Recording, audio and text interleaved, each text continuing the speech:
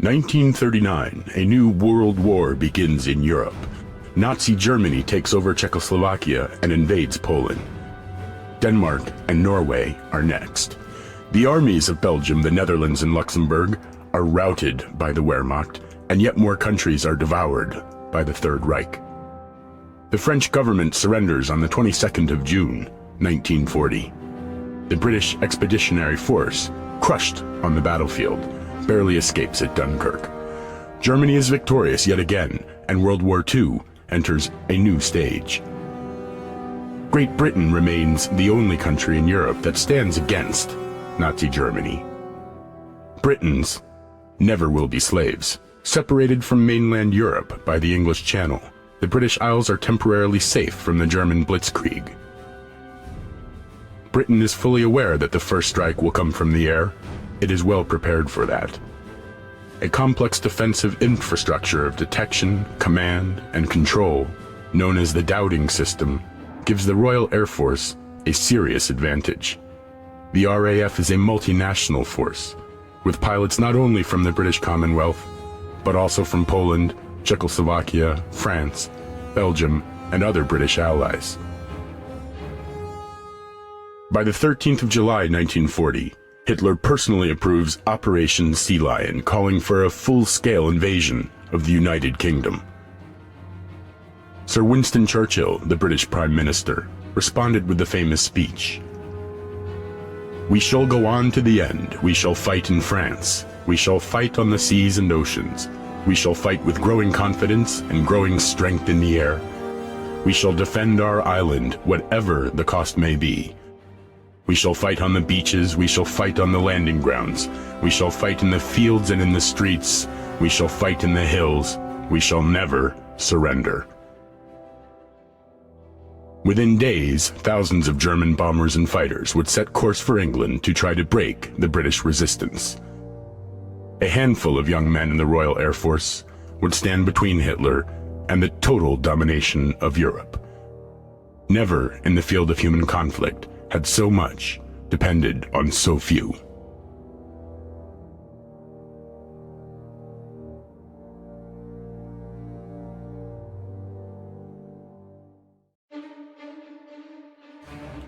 On June 22, 1941, Germany began Operation Barbarossa, a large-scale invasion of the Soviet Union.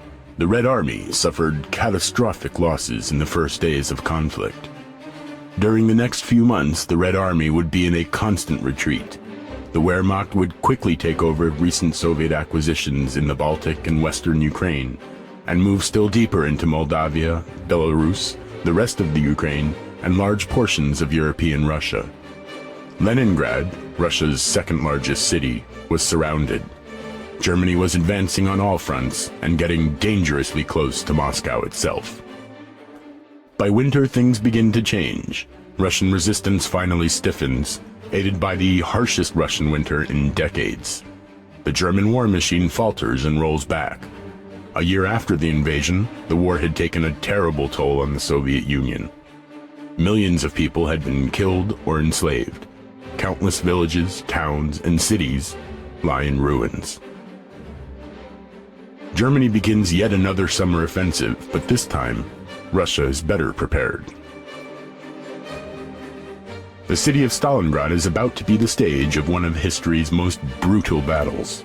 The Red Army will not give up the city easily. The Soviet 62nd Army is given the task of stopping the German invaders.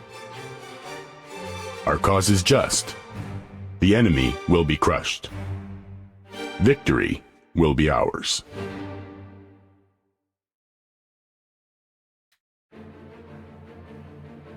The United States entered World War II after the Japanese attack on Pearl Harbor on the 7th of December, 1941.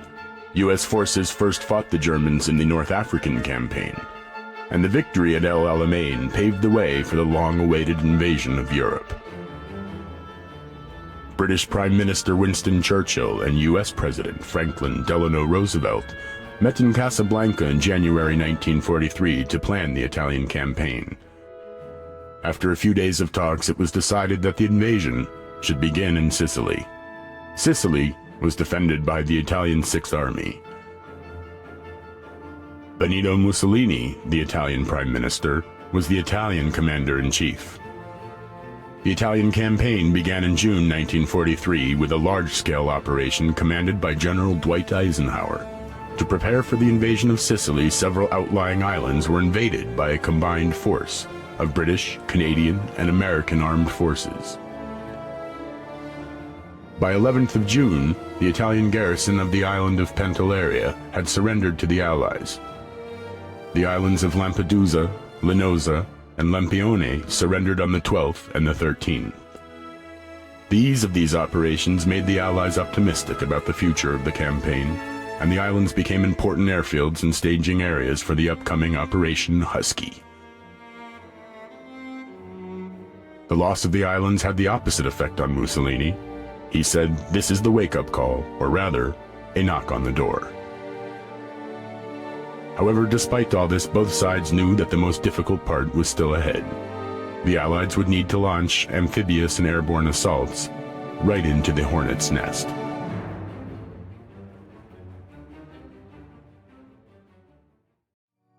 The Battle of Stalingrad was the ultimate turning point on the Eastern Front. Germany would never fully recover. The war was now for the Soviets to lose. They had many difficult battles ahead, with the ultimate goal of not only liberating occupied Soviet territories, but taking the war all the way to Berlin and wiping out the Nazi regime once and for all. By the winter of 1944, a large salient formed on the front line of the Ukraine.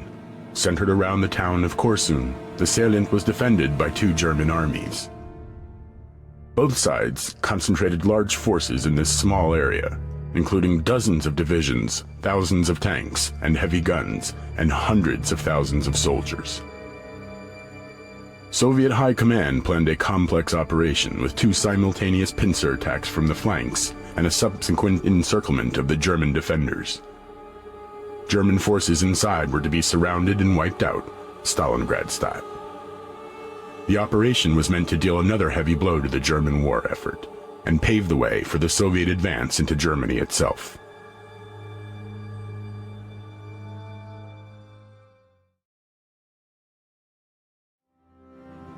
On June 6, 1944, Operation Overlord was launched in Western Europe. Combined US, British, and Canadian forces landed in Normandy, poised to liberate France and put an end to Nazi rule in Europe. The Allied bridgehead soon expanded, and Operation Overlord finally ended on August 25th with the liberation of Paris. By early fall, the Allied advance moved into Belgium. However, by December, the much-hoped-for Christmas victory did not materialize. And then, on December 16th, Germany launched a large-scale surprise attack in the Ardennes. German forces hoped to make up for their numerical disadvantage with the element of surprise. If the Wehrmacht managed to strike deep into the Allied rear and split their forces in two, the entire Western Front could be in jeopardy.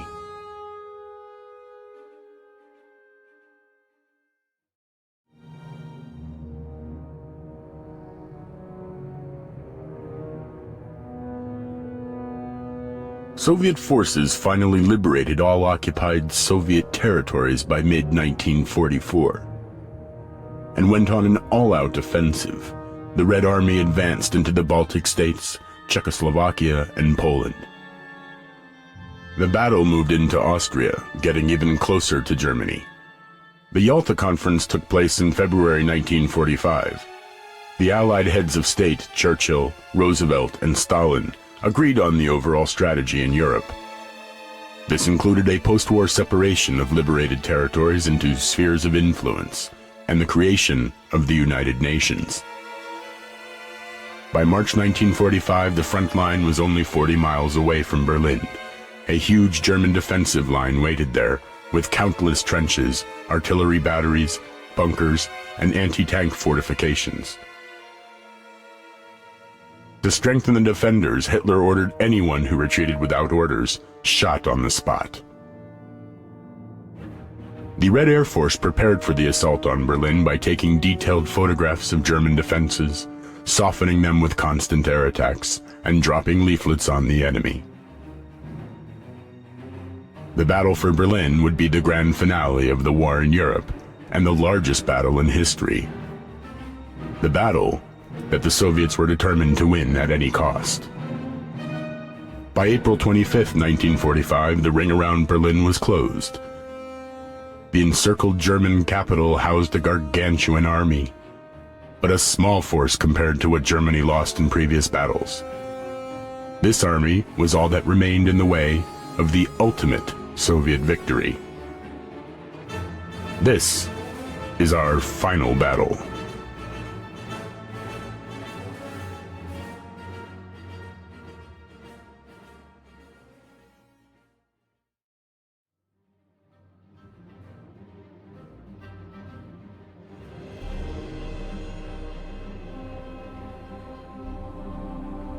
On April 30th, 1945, Adolf Hitler, the German Führer, committed suicide in his underground bunker as Soviet forces shelled the heart of the German capital. Exactly a week later, on the 7th of May, German forces in Europe surrendered to Allied representatives in Reims, France. Japan would surrender a few short months later, finally ending World War II. Nazi Germany is defeated. World War II is over.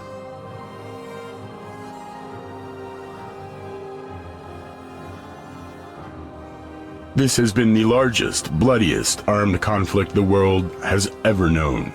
Millions of Allied soldiers fought shoulder to shoulder on many global fronts to bring about this ultimate shared victory.